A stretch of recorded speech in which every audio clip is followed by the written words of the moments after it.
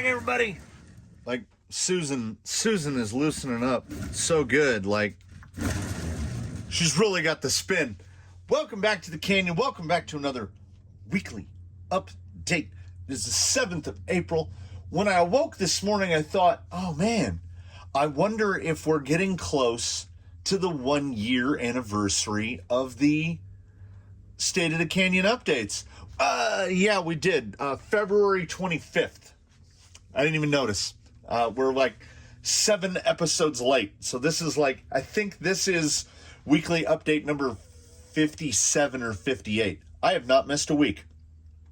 Props to me for that. Have I done any painting, if anyone is asking? Nope. But I cut the masks. That's most of the way there. I have all the masks. I have 0 bodies prepped. I've got stuff to talk about. Oh, we have so much to talk about. We have canyon-related content. We've got stuff to talk about. And then you know what we're going to do? We're going to go out and wheel a little. I wandered around the shop and I picked out who I wanted to take out there. And I'll tell you who's not headed out there today. That is Eddie's VS410 chassis. That's all I'm giving you. You'll see Eddie coming up this week at some point. And you'll find out what happened. What else is coming up? Tomorrow is another installment of It Came from the Workbench Volume 1. For those not familiar, that is the Tranquish. The Tranquish got some attention this past week, and I had mentioned it in a members-only video, and in my head, I had done it, right? It was done. But I had not. So I made another installment to Volume 1. Coming up this week, this upcoming week, the week of the, when do week start? Do week start on Sunday? So the 9th through the, whenever that goes, 9th through the 16th, whatever. This upcoming week, I will be doing a test on RC 4-wheel drive dirt grabbers. They have a really beefy bead, and I could not find a wheel in my, well, here's how this week has been going. There was a lot of off-camera tire testing. Look at that number of unmounted rims. On, say, Monday of this week, there was 1 set of wheels here. I have done more mounting and unmounting and moving foams around and trying different inserts, and it rapidly turned into a thing. I am still confounded by the popularity of the junk view. I think the junk view series might have to go to more frequently than once a month. Because people are really on about the fake KM3s, which now that they've worn a little bit, they're indistinguishable from the real thing. In terms of junk views, this one will definitely be coming up this week, probably towards the end of the week. The Amazon, these were sent to me. I had mentioned them once before, but it might have been in a member's video, so I'm mentioning it again. With someone regarded as the worst shocks they've ever tried. Now, I've got the King dual springs right up there, which are the worst shocks I've ever tried. And I can already say that there are problems here. I spy the big shaft. And in a reservoir shock, that needs to be down there. Like, they don't bleed from the top. You're supposed to, you apply the piston and then you invert the shock. And then it forces all the air out. And then you have oil in a reservoir. Let me see. Let me check the bin. Yes. This is from back in the diddly day. These are Associated Factory teams. Look at that dark gray. Unobtainium shafts. I kind of want to take these apart and see if the unobtainium shafts will fit in like an element shock. These are reservoirs. You can kind of hear the These are reservoir suspension made by none other than Progressive Suspension, the guys who actually make stuff for real cars. And this piston, this is basically a piston. See how it moves? As oil leaks out of the shock from oil loss, that piston gets sucked up, and you will still have, because this is a non-emulsion shock. These shocks are built to be bladdered. So as you lose oil, and you're going to lose oil over time no matter what, the piston moves up, up, up, up, up, and then you don't lose any sort of suspension performance until the piston bottoms out. So it's basically a lazy man's thing, and it really adds to the volume of the shock. They're super smooth. These shocks are, I don't know, 20 years old, and they were on a basher that got disassembled. So there will be a review of these coming up. Should anybody interested? Lil Fella will be doing the duty on these, because these are 95 millimeters-ish. They're quite small. Frame of reference, Canyon Trail. Yes, these are very small. So we're going to give those a try. We're going to give these a smash about. Poor Baseline is going to have to test these for you. Coming back around to stuff that's happening sooner. This is an RC6GS V3. It has Jolly Green's name on it. That video is up Sunday. We are quick viewing the Radio Link RC6G3 at the invitation of none other than Radio Link themselves. I feel like my head got too big for my pants. I don't know. I am riding the high of being contacted by a company who offered to send me this radio. This radio was provided to me to do a test. That is up on Sunday evening. We all know I love Radio Link. I've lost count of how many Radio Link radios I have. It's a lot. And this is no different. So it allowed me to remove the FlySky G7P from the fleet. And we're gonna initiate something here coming up. I don't know when it's gonna start. I don't know when it's gonna end. I don't know how we're gonna structure it. But we have things in the canyon that, for whatever reason, don't work in the canyon. Boy, I hope the microphone was picking me up. I was way over there. And that is, we've got RC 4-wheel drive Baja Pro X. We've got VXT2s.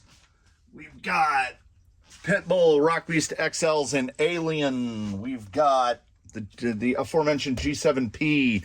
I've got a couple brushed motors. We've got a couple brushless motors. We've got some stuff. And we've got stuff that, for whatever reason, either doesn't fit in with the philosophy of the canyon or whatever, or just maybe I need to clear the space. So we're going to figure out how to give this stuff away to good folks like you. I haven't put any thought into it. One of the Prime Patreons, Shaker MT, set forth the idea of doing like a giveaway, a rig giveaway on the channel. So, if companies can send me stuff, I can send you guys stuff. So we've got stuff like this, which probably works somewhere else. They don't work here. So they will sit until they dry rot away. The same for this guy. Would it not be better for them to move on to better homes where they can be appreciated by people? Now, look at, that's the oil from the bag that those shocks were in. The outside of the bag that those shocks were in. So, hey, we're wrapping around. In other news, I did the first failed quick view, which was the Sky RC scale system. And the more I thought about it, and the farther I was detached, that was like, because if you'll remember, I had said it'd be about a month before the whole thing was wrapped up. Yeah, that's about where it ended up. And corrosion of confidence. So I got my refund back to my Amazon, and I'm browsing Amazon, and customers who viewed this also viewed. And I had to save this before I peeled it, because strip me before go time. They knew what they were doing, right? They knew what they were doing. Somebody, whoever thought to put that particular sticker on here, definitely knew what they were doing. So I know some people go in for this. This isn't an ASMR channel or anything. But who doesn't love peeling off? Whoa, that boy's really on there. It doesn't make the rewarding sound. Oh yeah, it does. So here is going forward. These will be the scales for the corner balancing and everything. Well, look at how thin, super thin. 2 AAAs and backlit. Where's the rest? Right over here. They come in nice little, like somebody went to the Apple packaging school. Like this, like, whoop. Ready your recipes for pies, because I'll make your measurements precise. As I was browsing Amazon, these were on sale on that day. They were $6 each. So $24 worth of scales. I think after tax and everything, it was like $27 for 4 scales. So I've got a corner balancing set up once again. My other ones, they had a good run, lasted probably 15 years. And I remember still, those were under $10 when I ordered them. There's a lot of expensive kitchen scales on Amazon, but these are nice. These are nice and cheap. And I was weighing some known weights, and they seem to be plenty accurate enough down to that, like, 100th. They claim 100th of gram, 0.01. I don't think we need to rely on that kind of accuracy, nor should we expect that kind of accuracy. They are, in fact, though, so small and so slim, I'm going to have to fabricate some sort of new scale house for them, because my old scale house is like, my hands are out of the frame. It's that tall, and this one needs to be like that tall. So that's nice. Where have I left off? Oh yes, we're gonna wheel Robo Kitty today. That's who's gonna be our wheel of choice here for this Friday, because it will be a less than fond farewell. It will be a farewell that allows me to complain at some length. We are down to a single Canyon fleet vehicle powered by a Castle Copperhead, and that is Robo Kitty. All the others have been removed. One has been placed in a basher where it does great. The ridiculous, the junk boy that I built, which somebody had a name for him and I already forgot. That thing is a blasty, an absolute blast to drive. It does spark joy. And it's running a full Castle crawler system, 2850 censored on a Copperhead on 3S. It's just hilarious to drive. So RoboKitty's got one. Hardline has one as a placeholder. There is currently a Rhino in transit between China and here to fit to Hardline, and then Hardline will be a true force to be reckoned with. So there's one on the way. There is one right here. This is destined for RoboKitty, and it will be paired with the third in the fleet, another 9 iMod crawler 3542. At least for the time being, there is a thought germinating in my head to build a V2 version of RoboKitty's gearbox to allow me to run some sort of monster 4260 Outrunner or something, some just massive 10-ounce Outrunner. But we are going to see how this performs up in the next installment of that series. And I think the Robo Kitty series is the longest running series. It's up to like 17, 18 episodes on the channel. So I haven't taken it apart. This just came out of the box. This hasn't even been opened yet. That will all get set up. It will all get done. You will see that in that upcoming episode. There will be an episode of Eddie coming up. There's only 7 days in a week, and we're already spilling into, because we got Wheelin Wednesday in there, and we've got the State of the Canyon for next Friday. So we're running out of days, and I've got content for days. I'm not mad about it. Like, I love having stuff to make videos about. I love people giving me suggestions for videos. Let me mention, it's Friday morning. We're shooting this on Friday morning for upload on Friday afternoon and premiere on Friday evening. Someone mentioned that Flash Hobby has an AM32 on Amazon. I found it. That will be reviewed shortly. It has been ordered. It will be here in the next couple days. I will try to get that up into a quick review sometime midweek. Does not have an internal BEC, like a basic bare bones AM32, so you will need an external BEC for it. But the price point is right, $35. Let's find out in the upcoming week how that goes. I guess we'll test it in Baseline, as Baseline's never tested an Outrunner, probably using one of those little Flash Hobby little shorties, 3530s. That's the goal for that. It's kind of a note to myself. I don't know what I'm missing. I'm probably missing some stuff that happened during the week and will happen in the upcoming week. The weather is supposed to be nice for the next, 5 days or so. I'm tapping on the button here. What do we got? Yeah. So here's what's coming up. 80s. Sunday, Monday, Tuesday. Thursday. Sunday, Monday, Tuesday look like perfect painting days. So I'm going to try. I need to get these bodies painted. I need to get Argenum's replacement body painted. I need to get Hardline's body painted. I need to get Doodlebug's body painted. I need to get this paint done, and it's one of those things where I keep putting it off and not starting it. And the longer I put it off, the less likely I am to start it, and then the vicious cycle continues. We'll take a look at some of the stuff that's been worked on out on the course during the week. I've moved quite a bit of material. We'll do a farewell ride for the final castle crawler system, and I will not miss it, and I'll complain about it more when we're out there. And then I'll get back to putting things together and taking things apart, and we'll then what we do it all over again. So let's go outside. It's beautiful. It's sunny. I don't hear any chainsaws. I haven't heard a police helicopter yet all morning. Let's hit some rocks with Robo Kitty, and then we'll cruise smooth into the weekend. So we've got a few minutes to give you some insight into how the circle pit works. That being my brain. Splendid, Super Ninja. Let's do it. No sooner do I try to walk out here, police helicopter is moseying. It's never in a hurry. Just flies slowly overhead, directly over the and then I figure, I'll just wait. I'll move the umbrella over so I can sit under the umbrella. It's getting actually kind of warm out.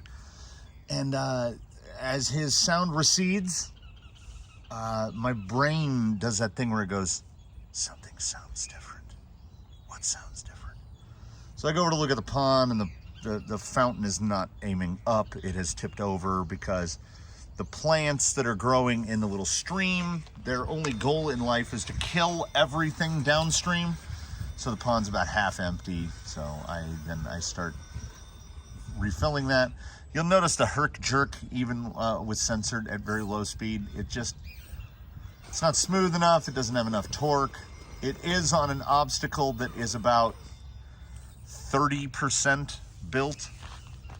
I was deliberately going for this kind of shape, this kind of attitude where I was putting big slabs up at a 45-degree angle. And some of them that are in there are big slabs. I was using a furniture dolly to move them one at a time.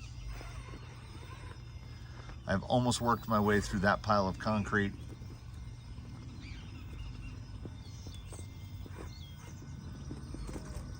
And then there's just, I can't wait to get this thing on an Outrunner.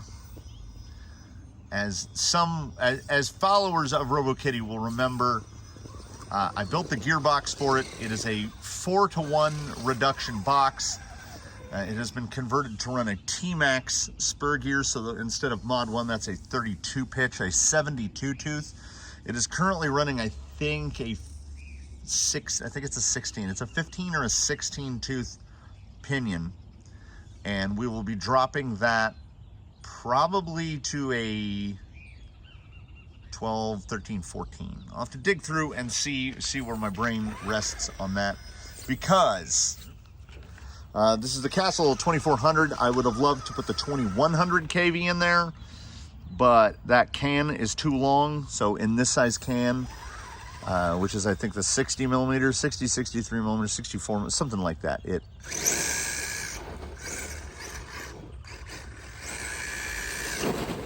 It's still a little too crispy and brisk for what I want it for. I was effectively trying to convert this into a pure rock crawler.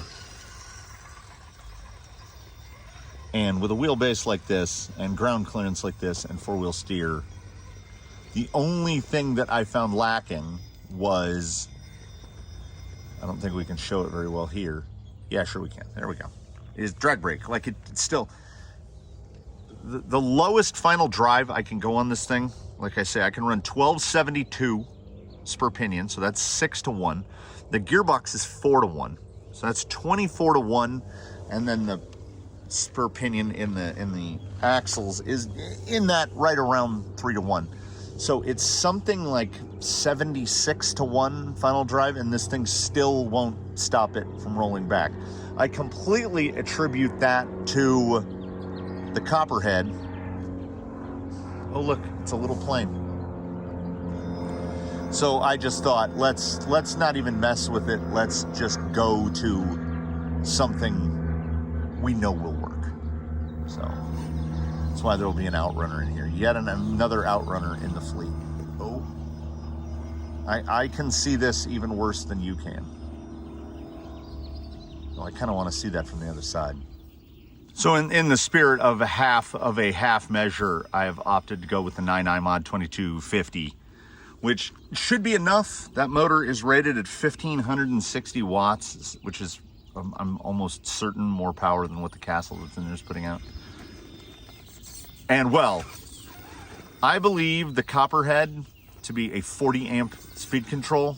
I don't know what Castle claims it to be, but I want to say it's probably, it feels like a 40 amp speed control. And when I say that, it doesn't. At the same time, it doesn't, because Hobbywing Fusions are 40 amp speed controls, and they have a thing called drag brake. So the Rhino is an 80 amp. A little bit of loose stuff there. Yeah, these are, as I said in the review so many moons ago, the Team Ot6 Kryptonites Customs USD Sticky is not the rock crawleriest rock crawler. I mean, it looks like a mud tire. Look how tall the lugs are on it. And look how much side lug in it is, a ridiculous amount of side lug. But what it does have is the ability to, like, this is just loose dirt fill on the top of this. So it has the ability to punch through that dirt layer and just go wherever.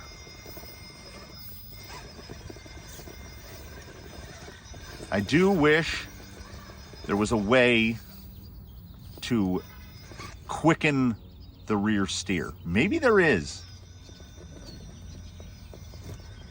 But from what, I mean, that would be a dual rate thing, I think, but I've never seen a dual rate that goes, are we stuck? No. I've never seen a dual rate that goes above 100%. I just want I want things that don't exist. Don't we all? So the turn of the knob only has a throw of, is 180. Knob throws 180. I would like it to throw like half that. So I need some kind of 2-to-1 steering quickener.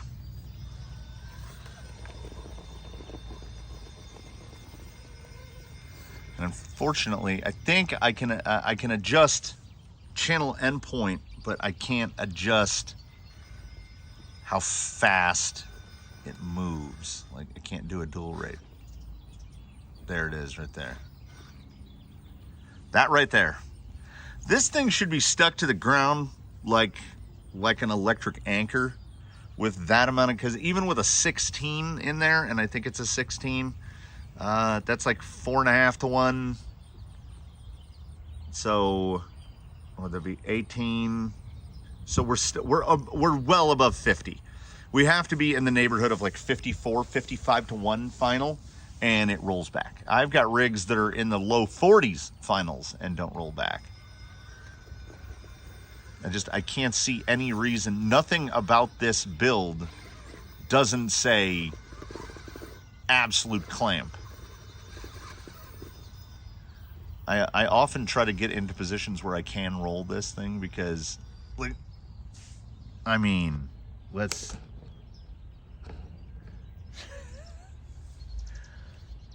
ordinarily, 9 times out of 10, I'm not that ridiculous Flex Friday guy.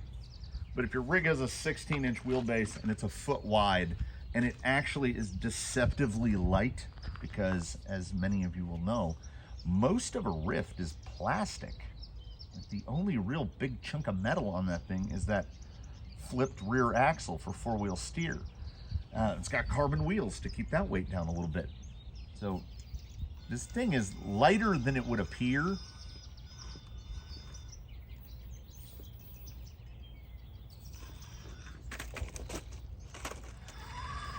And that makes it a great rig to try to learn me to not be so crap at 4-wheel steer. I feel like I'm getting a decent handle on dig, but in the case of everything, in the case of the 3 rigs I have that are 4-wheel steer, the ability to steer the rear axle gets me into more trouble than it gets me out of.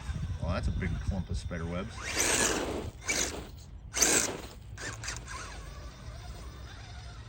Because I don't know, is there must just be something about it that I don't, either it's not intuitive to me, I'm not sure what it is. But how we work our way around that is no substitute for wheel time. Also, that sound, the amount of PWM noise that you get out of a copperhead, like,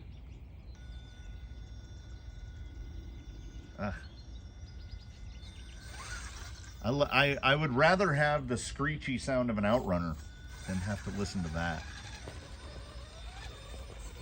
And like I say, Jake the Snake's combo with the 1080 G2 and a big block 540.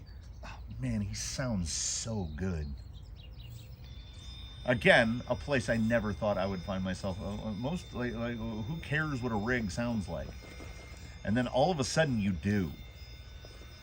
And you take it too far. Oh, that was nice. That was nice. A little shot there. Where you're willing to change componentry. Not purely for performance reasons, unless we want to classify the sound that a rig makes as an element of its performance. And I think it is. Because otherwise, we could all choose an economical option like a Hobbywing 10BL120 and run an Outrunner on it, and it sounds horrendous. Like, it screams. The performance is far better than one would anticipate. Better than this Castle combo. I'm trying to see if I can approach the steps here. This is that thing where I get the view straight here from the side. I can't 100% judge what the attitude of the rear wheels are. So 4-wheel steer, again, getting me into more trouble. I'm also trying to do some things here. Okay. I might have gone a little heavy on that because I just wanted to bump it. That got a not insignificant amount of hang time there, but you heard, like, what a soft landing, because again, deceptively light, and there's the potential, and here's something again I never thought I would go at, but if that Outrunner provides me with the torque, the level of torque that I want, maybe we might go back to alloys. We might go back to alloy wheels, because I can take that weight back. When I had initially mounted the USD stickies on just regular Injora 2.2s, there were 385 grams per corner. So the drag brake looked like this. That's about how much drag brake it had. It was like powering your way down. So I went to the carbon fibers. They were an attempt to mitigate our lack of drag brake. Ooh. Now see, right here, I would think this way. I think that's, I thought it was going to poke the nose up higher. There we go. There we go. He might be learning. All right. So we're in that position again. see, even with the, yeah, see, the one real drawback, this is the antithesis of Doodlebug, as that wheelbase is just long. I'm trying to, oh, nosies. No, he's not. No, she won't. Get that top. Well, you know. There's a wheel over the top. No, that doesn't count. That absolutely doesn't count. Try to hold it up there. Yeah. This thing rolls. I roll this out of stupidity alone. And, well, yeah. Not ignorance. I am ignorant of the fine point operation of four-wheel steer. But I will say this definitely trends more towards stupidity, because I know what not to do. I might not know what to do, but I know what not to do. And sometimes I do that anyway. Oh. Oh. So the whole rear end is hanging down off the backside there. Ay. How is that holding on? That's like there's a near sheer drop on that other side.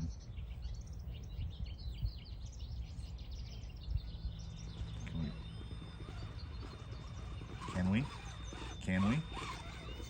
This thing is so good. I am gonna say it doesn't have to be a rift. It doesn't have to be a rift build. But I often say, to a point, to a degree, hyperbolically, of like, yep, of everyone should have insert thing here. I think if you've never driven an Outrunner, an Outrunner fitted rig, you absolutely should, because it is a whole different thing. It's all about trigger control. It's like the sports car with all of the aids eliminated. It's a 1960s Ferrari. It is all power right now, and it's up to you to control it. And it's just so much torque. If you love torque, it's all the torques. I think everyone should at least drive a 6x6 at one point, because they are dumb as hell. Well, any line you think, I can't do that, we'll just do it. Tire choice is almost an insignificant matter, because it will just go. It'll just go. They're an absolute blast. And everyone should have at least one, unless you're that guy that's a one crawler guy. Everybody should have one crawler that's just a big, dumb thing. Like this.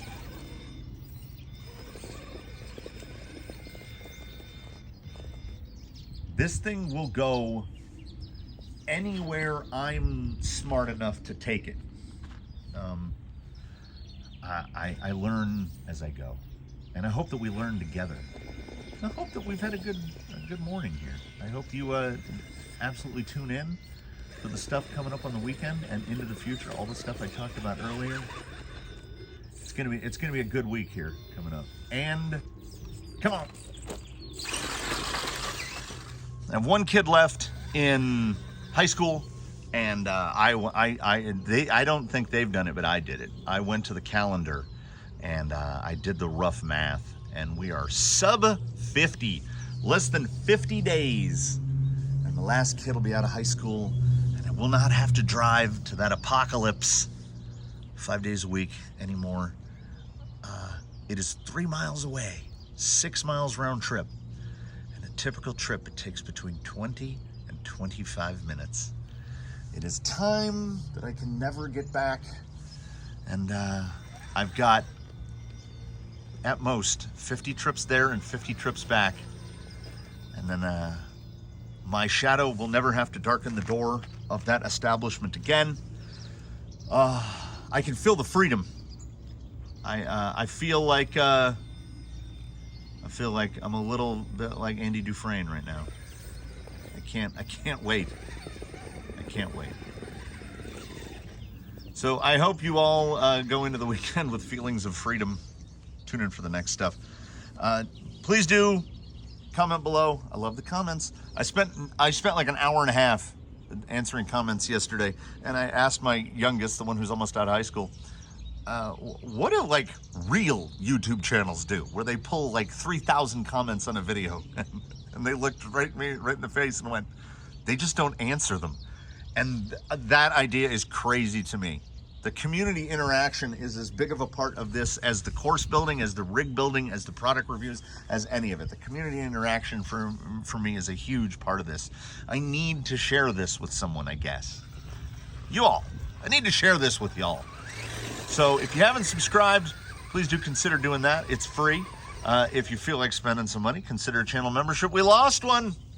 I wasn't paying close enough attention to the names. I don't know what I lost. We're down to 19 channel members. So thank the 19. Thank all of you for coming by, for helping endorse my insanity. We will see you in the next one. And as usual, between now and when we meet again, whenever that may be, do your very best. Have a good one, everybody. I am going to, well, I wish I could just stay out here and wheel all day, but I cannot. I have adult type responsibilities. So I guess I'll get to some of those. And we'll see you in the next one. Have a good one, everybody.